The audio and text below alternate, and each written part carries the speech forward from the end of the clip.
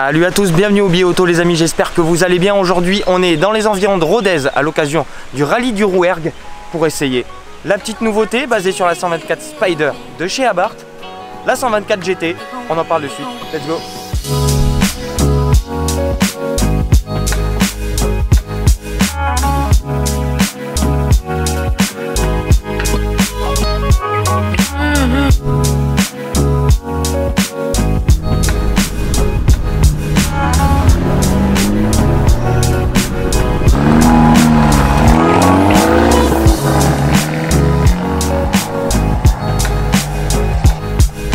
Alors les amis, cette Abarth 124 GT, on va commencer par la démarrer. Il y a un tout petit peu de clim parce qu'il fait très chaud ici dans les environs de Rodez en marge du rallye du Rouergue. Et évidemment mettre le mode sport. Hop. Et c'est parti. Alors cette 124 GT, c'est tout simplement, si vous m'entendez, c'est bon hein, c'est tout simplement une déclinaison de la 124 Spider sur laquelle ils ont greffé un hardtop en carbone qui est juste ici, un hardtop en carbone qui est directement repris de la 124 Rallye. Il est en carbone verni, c'est du plus bel effet, il est super beau et il ne pèse que 16 kg. Alors vous allez me dire c'est 16 kg en plus par rapport à une 124 Spider, mais cette 124 GT elle a l'exclusivité d'un jeu de jantes OZ toujours de 17 pouces mais qui sont chacune 3 kg plus légères. Alors effectivement on prend 16 kg ici et un petit peu de centre de gravité, mais on gagne 12 kg sur les roues, ce qui permet de contrebalancer un petit peu l'efficacité de cette version GT, sachant qu'avec le hardtop mis en place on a un petit peu plus de rigidité sur la voiture et on le sent un petit peu, c'est assez sympa à conduire ici sur les spéciales du rallye du Rouergue. Désolé, je ferme un petit peu, on va avoir un peu chaud. Et on retrouve aussi, distinctif de cette version GT, cette teinte Alpi Orientali Grey, donc le gris des Alpes orientales, qui est donc spécifique à cette version 124 GT. Et dans tout ce package, on retrouve évidemment l'Abarth 124 Spider. La capote est toujours présente, vous pouvez démonter le hardtop et mettre la capote. Cette version GT, elle est proposée avec un supplément de 3400 € par rapport à l'Abarth 124 Spider classique, sachant que Abarth a baissé par rapport à l'an dernier les tarifs de l'Abarth 124 qui commence désormais à 35 000 €. Cette version GT, on est aux alentours des 40 avec quelques options.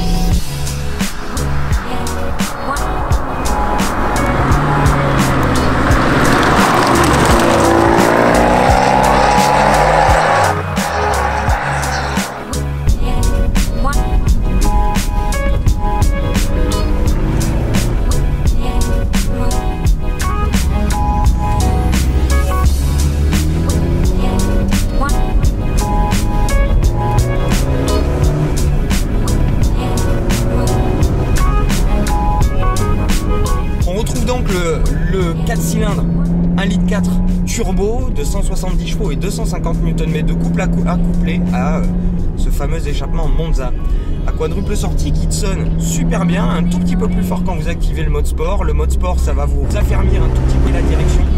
La différence n'est pas flagrante, mais une fois que vous êtes dedans vous le sentez quand même un petit peu. Vous avez aussi beaucoup plus de réactivité au niveau de la pédale.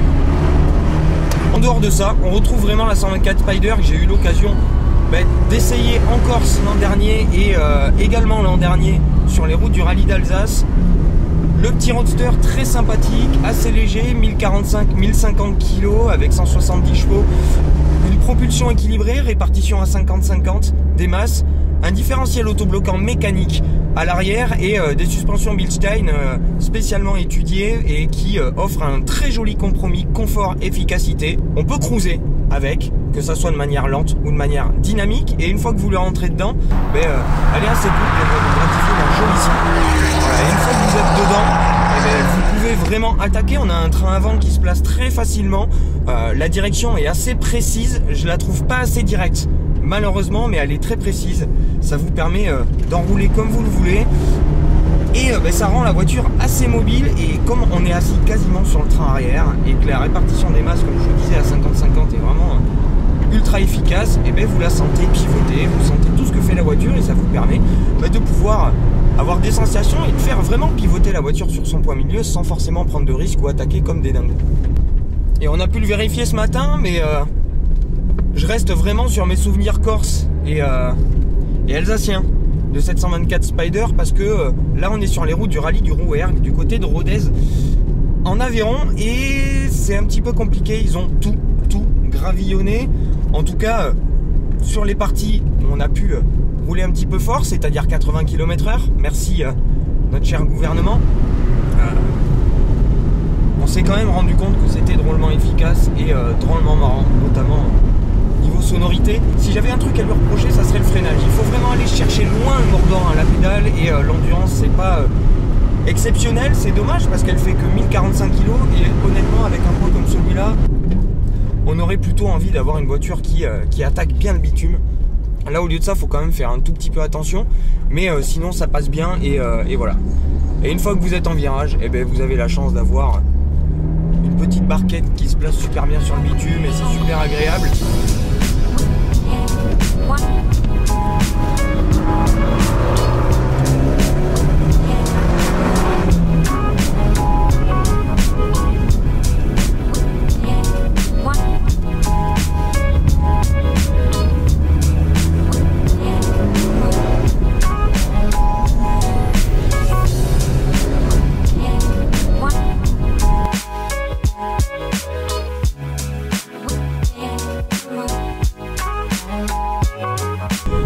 Le surcoût de 3400 € pour ce magnifique hardtop en carbone qui est très bien dessiné avec des lignes un peu anglaises. Ça me fait penser au hardtop qu'il y avait à l'époque sur les Austin Healey, notamment grâce au décroché de la lunette à l'arrière. Et vraiment, pour moi l'effet est là. Les jantes sont magnifiques, les jantes OZ lui vont très bien, et je suis tombé un petit peu amoureux de ce gris qui lui va à merveille. Maintenant, est-ce que vous, pour 38-40 000, vous iriez taper dans de la 124 Spider? Est-ce que vous iriez plutôt chercher sa sœur / concurrente, la Mazda MX-5, et puis lui offrir quelques petites pièces aftermarket? Et le mieux, c'est quand même d'ouvrir un petit peu et de profiter de cet échappement en mode sport qui est quand même bien rigolo et qui vous permet de pouvoir cruiser quelle que soit l'allure avec une bande son qui vous offrira un peu de plaisir. Là on va arriver dans un virage, on va pas faire trop de bruit non plus, mais c'est vrai que ça résonne bien contre les murs, c'est assez sympa. Et là on passe dans un tout petit village.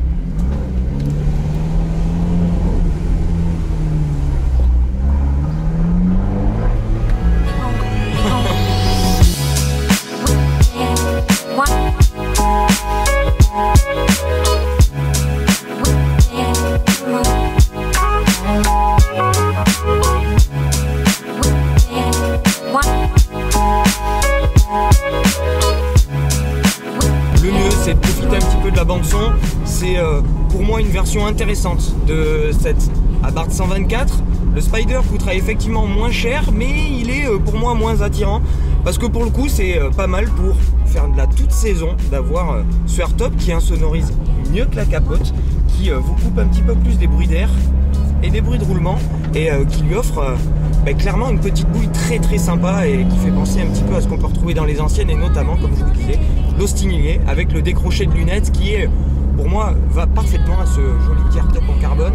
C'est pour moi une valeur ajoutée, et ça justifie ce surcoût de 3400 €. Et quand vous en avez marre, vous avez 4 boulons à enlever, vous laissez votre hardtop chez vous et vous mettez la capote qui est toujours attirée comme ça, qui vient se clipser exactement là où se clipse le hardtop, comme sur une 124 Spider normale. Et voilà, pour moi c'est réussi, et je me suis bien amusé sur ces petites routes du côté de Rodez au volant de cette 124 GT.